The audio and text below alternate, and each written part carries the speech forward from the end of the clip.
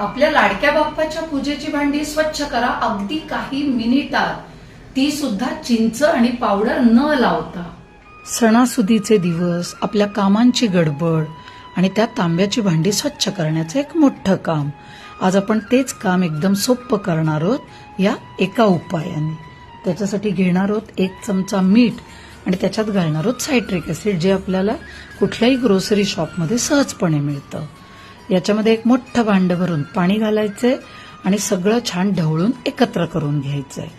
जी भांडी आपल्याला स्वच्छ करायची आहेत ती ह्या पाण्यामध्ये बुडवली आणि अशा प्रकारे फिरवली की त्यांच्यावरचे सगळे डाग गायब।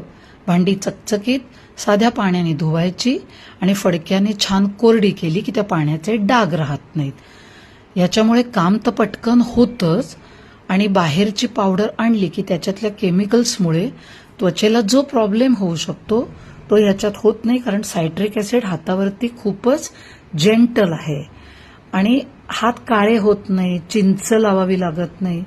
खूप सोप्या उपायाने सहजपणे आपण रोजच्या वापरातली भांडी सुद्धा स्वच्छ करू शकतो। हा उपाय नक्की करून बघा आणि तुमचा वेळ वाचवा।